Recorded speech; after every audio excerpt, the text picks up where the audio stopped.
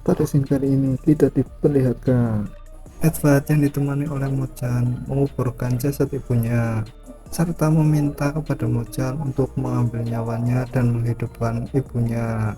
Akan tetapi Mochan menolak dan sembari sedikit memberi pengertian pada Edward bahwa yang hidup pasti akan menemui sebuah kematian. Itu merupakan aliran waktu yang diberikan oleh dewa, dan aku tidak bisa membalik takdir untuk urusan pribadi. Itulah kenapa seorang mage wajib membuang emosinya. Tapi dengan ada suara yang berubah, Edward pun mengatakan, "Bukankah itu yang Anda lakukan? Anda telah membuang panggilan sebagai seorang mage untuk urusan pribadi, serta menggunakan sebuah sihir yang akan membawa kehancuran. Anda sudah melakukan semua itu." Sembari Edward menoleh ke arah Mochan dengan wajah yang sudah berubah menjadi iblis yang sangat mengerikan. Melihat hal itu tentu saja membuat Mochan sangat kaget serta membuat matanya terbuka sangat lebar. Ternyata itu hanyalah sebuah mimpi buruk yang dialami oleh Mochan.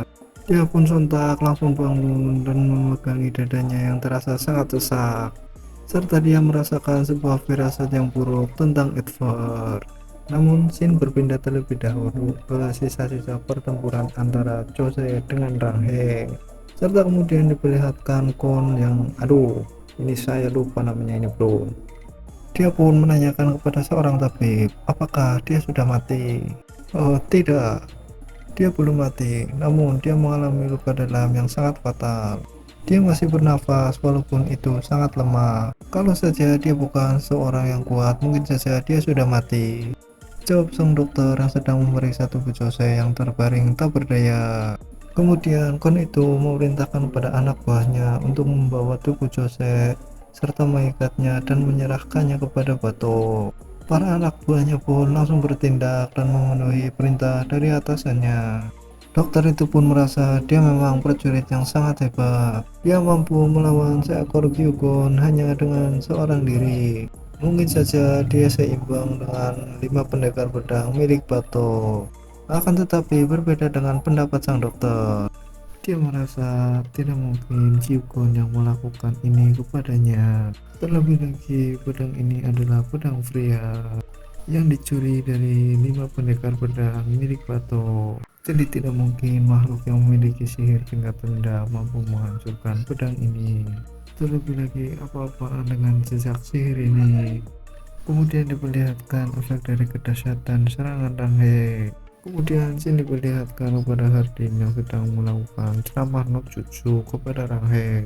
Nafsu membunuh adalah emosi jahat yang memaksudkan untuk membunuh orang lain. Tentu saja itu sangat berbeda dengan mencabut nyawa untuk bertahan hidup. Tidak aku sangka sesuatu yang tak pernah terpikir olehku, aku harus mengajarkannya pula padamu. Oh, tapi permisi Pak Tua, Anda ngomong sesuatu yang sangat serius, tetapi bukannya dia saat ini sedang pingsan, ucap dari Karol yang terlihat sedang membawa Hardin berserta dengan Ranghe yang tengah pingsan. Terlebih lagi, aku sudah mencapai batasku. Aku rasa kita sudah jauh dari desa, bisa kita istirahat dulu. Hardin pun kemudian mengiyakan permintaan Karon serta memintanya untuk jangan memaksakan diri. Mereka pun kemudian beristirahat di pinggir sungai, serta tidak lupa Hardin yang mengucapkan terima kasih karena Karon sudah mau membantu mereka. Aku merasa tidak enak karena banyak menerima bantuan dari orang yang tidak aku kenal. Aku juga disangka maling dan dikejar, makanya aku tak apa. Aku juga tak berencana untuk tinggal lebih lama di desa itu, ucap dari Karon yang memotong perkataan Hardin. Terlebih lagi aku juga mencuri ini. Tentu saja melihat maling yang ternyata ada di depan mukanya, Hardin pun langsung memasang ekspresi wajah kesalnya. Melihat ekspresi wajah Hardin yang berubah, Karon pun mencoba menjelaskan kepada Hardin, aku tak bermaksud untuk mencurinya, aku hanya ingin meminjamnya saja. Aku hanya sedang jalan-jalan untuk mengasah kemampuan ubah wujudku. Aku dengar bahwa ada Gyugon di desa itu, jadi aku berencana untuk menangkapnya serta berbaur dengannya. Serta aku berpikir tas ini pas sekali untuk menyimpan Gyugon itu. Tentu saja mendengar Karon yang terus mengoceh membuat kuping Hardin merasa sangat panas. Sial, ternyata dia cerewet sekali. Karang pun kemudian menceritakan kalau dia ingin menjadi seorang mage, serta menghancurkan prasangka kalau tak ada penyihir dari bangsa Eruga. Namun di tengah-tengah Karon yang sedang bercerita, tiba-tiba saja Hardin langsung meloncat ke arah sungai. Melihat hal itu tentu saja mengejutkan Karon. Kemudian dia menanyakan apa yang sebenarnya Hardin lakukan. Namun Hardin melakukan itu hanya untuk menangkap seekor ikan. Serta dia mengatakan kalau Ranhai itu orangnya doyan makan. Jadi aku berpikir kalau dia bangun pasti dia akan minta makan. Orang pun menanyakan kakek bisa berubah menjadi seekor dolkan. Bukankah mereka sudah punah? Lalu bagaimana kakek bisa berbau? Punah? Aku mungkin tua, tapi aku masih sehat dan bugar. Terlebih lagi, aku adalah pelayan setia Seraf hingga beberapa tahun yang lalu. Jawab Bardin sembari dia menaik kembali ke daratan. Mendengar hal itu, tentu saja membuat Karon cukup tersentak. Tunggu, pelayan setia Seraf? Apa kakek jangan-jangan adalah Hardin yang legendaris itu? Kakek beneran Hardin? Oh, ini sangat hebat. Aku tak menyangka bisa bertemu dengan Hardin yang asli. Ucap dari Karon yang terlihat sangat tenang bertemu dengan Hardin. Namun Hardin tanpa menjawab perkataan dari Karon, dia langsung memasang posisi kuda-kuda untuk bertahan. Kemudian meminta Karon untuk mundur dan berada di belakangnya, dikarenakan dia merasakan hawa nafsu membunuh. Benar saja, tak berselang lama ada beberapa orang yang mulai berjalan mendekati mereka. Dan kemudian orang-orang itu sudah berada tepat di hadapan Hardin dan Karon. Lalu kita diperkenalkan dengan wanita yang bertanduk bernama Luha, serta wanita yang memiliki daun telinga seperti kelinci bernama Huya, serta pria berambut gondrong bernama Yenu, dan pria terakhir yang bertubuh besar bernama Dudu. Mereka adalah 5 ahli pedang, ucap Karon. Bagaimana bisa mereka ada di sini? Raden pun memasang posisi siap siaga dan bergumam dalam hatinya. Aku pikir mereka hanya pelacak dari Varita, tapi ternyata adalah perwira hutan. Lalu kenapa mereka memancarkan energi kematian seperti itu? Beralih ke sisi Inu, dia malah merasa kita mungkin akan tetap kalah meskipun kita mengeluarkan semua kemampuan kita. Kemudian dia merencanakan sebuah strategi. Dia kemudian memberikan instruksi pada Huya. Dia pun kemudian memberikan instruksi kepada Huya. Kita akan menarik perhatiannya dari depan. Dan Luha, kamu jaga Nona Karo. Wow, kenapa Nona bro? Apakah mereka merupakan bawahan dari Karo? Kita akan tahu ke depannya nanti bro. Dan kamu Dudu. Namun Dudu sudah menghilang dari tempat berdirinya. Ternyata dia sudah melompat dan bersiap untuk menyerang ke arah Hardy. Dia pun langsung memberikan sebuah pukulan yang cukup kuat, namun masih mampu dihindari oleh Hardy. Kemudian langsung disusun oleh Luha yang langsung melancarkan serangan cambuknya, dan lagi masih bisa dihindari oleh Hardy. Akan tetapi serangan itu tidak ditujukan pada Hardy, melainkan pada Karon. Serangan itu pun berhasil mengikat Karon, serta dia langsung menariknya, kemudian langsung membawanya pergi menjauh. Hardin pun cukup kesal dikarenakan dia telah menyadari target mereka. Hei, lihat kemana kau? Ucap Dudu yang langsung bersiap melancarkan serangannya kembali. Namun lagi dan lagi Hardin berhasil menghindari serangan dari Dudu. Malahan kali ini dia berhasil menggigit leher Dudu. Hardin pun kemudian memutar tubuhnya, serta dia langsung melemparkan tubuh besar Dudu. Kekuatan lemparan Hardin pun tidak main-main sampai menimbulkan sebuah ledakan yang cukup besar. Tidak berhenti sampai di situ, Hardin pun dikejutkan lagi dengan sebuah serangan. Serangan itu pun melesat dengan sangat cepat ke arah Hardin.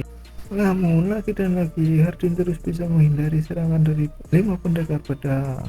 Serangan bertubi-tubi dan sangat cepat dilancarkan terus oleh Huya. Walaupun serangan itu masih terus bisa dihindari oleh Hardy, Hardin pun kemudian meloncat dan mengambil sebuah jarak. Huya pun kemudian berkata, Dolkan adalah makhluk ajaib yang tercepat di bumi, bukan? Jadi jangan repot-repot untuk mengejar mereka. Luha, larilah sekencang angin. Terlihat Luha yang membawa Karon pun berlari dengan sangat cepat. Sementara di sisi Yenu, dia pun bersiap untuk melakukan sebuah serangan. Kami tidak berniat untuk melepasmu. Dia pun kemudian menghunuskan pedangnya ke arah Hardy. Ah, baiklah, jika itu mau kalian, aku juga akan mengeluarkan segala kemampuanku. Balas Hardin kepada mereka semua. Gino pun cukup terkejut dikarenakan dia bisa berbicara seperti bahasa manusia. Hardin pun kemudian merubah tubuhnya dengan menggunakan sihir penguatan tubuh. Aku juga bisa melakukan banyak hal lainnya, ucap dari Hardin dengan tatapan mata yang sangat mengerikan. Dan diperlihatkan tubuh Hardin yang bertubuh layaknya manusia serta memiliki cakar yang sangat tajam. Luha pun kemudian merasa sangat terkejut. Tidak mungkin makhluk ajaib yang menguasai sihir peningkatan kekuatan. Sebenarnya siapa dia? Keterkejutannya pun bertambah ketika tiba-tiba ada seorang yang berada tepat di belakangnya. Ada apa ini? Siapa kalian? Ucap dari Danghe dengan santainya. Dengan rasa terkejutnya, Luha kemudian melompat dan menjaga jarak dengan Danghe. Bagaimana bisa? Sejak kapan kau berada di belakangku? Namun Danghe tidak menanggapi perkataan dari Luha. Dia malah dengan santainya menanyakan pada Luha, sebenarnya di mana kita? Dan sudah berapa lama aku tertidur? Luha pun tanpa basa-basi langsung melancarkan serangannya yang terarah ke leher Langhe. Namun dengan mudahnya Langhe berhasil menghindari serangan dari Luha. Dia pun berhasil memegang tangan Luha. Hei, kau membuatku terkejut. Kau tidak bisa tiba-tiba berlari ke arahku. Itu sangat berbahaya tahu. Pandangan Rahib pun kemudian teralihkan ke arah Hardy. Hei, kenapa kau melarangku untuk berantem, tapi malahan kau pakai sihir juga? Mendengar pertanyaan dari Rahib, Hardin pun dengan santai mencoba menjelaskan. Oh, jadi begini. Sementara dari sisi Yeno pun dia cukup terkejut dengan nama yang disebutkan oleh Rahib. Namun kita berpindah terlebih dahulu ke arah Karon yang sedang digendong oleh Luha. Ayolah, tolong tetap diam. Sudah aku bilang, aku yang biar yang jaga. Namun Karon terus memberontak dan memberi dia mengatakan, sudah aku bilang, aku tidak pernah dalam bahaya sejak awal. Tapi Luha tetap saja ngeyel bro. Lihatlah sekarang bagaimana mereka mencuci otakmu. Itu tidak benar, dasar bodoh, ucap Karon. Orang tua itu tidak seperti yang kau pikirkan. Tiba-tiba saja mereka dikejutkan dengan seorang yang sudah berada tepat di hadapan mereka. Luha, kamu buru-buru sekali, mau kemana? Menanggapi hal itu, Luha yang terkejut pun dengan sengaja tiba-tiba berhenti. Dan lagi-lagi wajah Karon yang menjadi korban. Karon yang kesal pun berkata kasar kepada Luha. Oi brengsek, apa-apaan kau berhenti mendadak seperti itu? Batu, ucap Luha. Sembari dia terbata-bata. Oh, Karon, ucap dari pria itu yang merupakan batu. Oh, ayah. Dengan santainya Karon pun menjawab. Ternyata Karon adalah anak dari Batu yang merupakan penguasa hutan. Mengerti ini hanyalah sebuah kesalahpahaman. Mereka bertiga pun kemudian meminta maaf pada Hardin. Apalagi setelah mereka mengetahui kalau Hardin adalah pengawal setia dari Moja. Mereka pun dengan setulus hati kemudian minta maaf kepada Hardin. Hardin pun kemudian mengerti alasan mereka dikarenakan mereka menjalankan tugas yang sangat penting. Tapi syukurlah kalian tidak ada yang terluka. Duduk pun kemudian tidak terima dengan perkataan Hardy. Apanya yang tidak ada yang terluka? Leherku hampir saja dipatahkan olehmu. Hardy pun tertawa mendengar perkataan dari Duduk. Kenapa kamu merengek digigit oleh binatang tua? Sampai pada akhirnya Pato bersama Karon dan Luha telah sampai di mana Hardin berada. Hardin pun menyapa Pato dan seakan bernostalgia. Pato kemudian juga menceritakan kalau pertemuan mereka sudah diramalkan oleh Moja. Dia sangat mengkhawatirkan seorang anak yang berada bersamamu. Dan aku yakin anak itu pasti adalah dia, ucap Pato sembari dia melihat ke arah Ranghe. Lalu kita diperlihatkan dengan keadaan Jose yang mulai sadar dari pingsannya. Samar-samar dia melihat bayangan seorang yang sudah berada tepat di hadapannya. Kamu bangun tepat pada waktunya. Aku mempunyai banyak pertanyaan untuk ditanyakan kepadamu. Joseph pun kemudian cukup terkejut dikarenakan tubuhnya tidak dapat digerakkan. Dasar Konciako, kau berubah. Kenapa kau melakukan semua ini? Apakah Pato yang menyuruhmu? Mendengar pertanyaan dari Joseph pun itu malahan menjawab. Apa kau masih mengira aku ini adalah kau? Dia pun kemudian merubah wajahnya, menyerupai seseorang yang menyuruhnya untuk menyerang Marshal hutan pada 6 bulan yang lalu. Melihat hal itu tentu saja membuat Jose berkeringat dingin sembari ketakutan. Mungkin wajah ini lebih familiar denganmu, ucap dari Kon yang merubah wajahnya menjadi Nona Lisa. Kamu sepertinya sangat menyukai wanita ini. Jose pun menanyakan pada orang itu tentang apa yang dia inginkan darinya. Sembari orang itu mendekatkan wajahnya pada Jose, dia pun mulai bertanya kepada Jose, siapakah yang memanggilkan kekuatan sihir legendaris itu? Jose yang melihat pancaran warna merah dari bola matanya, menduga kalau orang itu adalah penyihir mata merah yang bernama Medusa. Dan setelah menatap matanya secara perlahan-lahan, tubuh Jose berubah menjadi batu. Jose pun kemudian memohon kepada penyihir itu untuk tidak membunuhnya. Namun hal tersebut tidak dihiraukan oleh penyihir Medusa itu.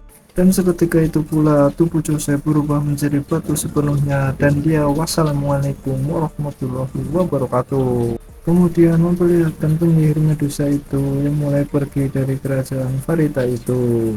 Lalu Shin kembali lagi berpindah ke arah Pato yang sedang mengantarkan Harbin dan Ranghe ke Mobiante. Namun dia dikejutkan dikarenakan Karon mengikuti perjalanan mereka.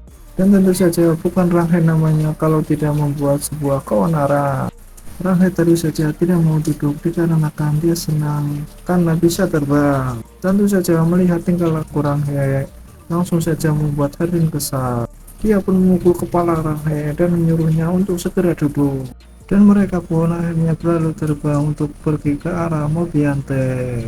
Serta sampai di sini juga part kali ini. Dan sampai jumpa di episode selanjutnya.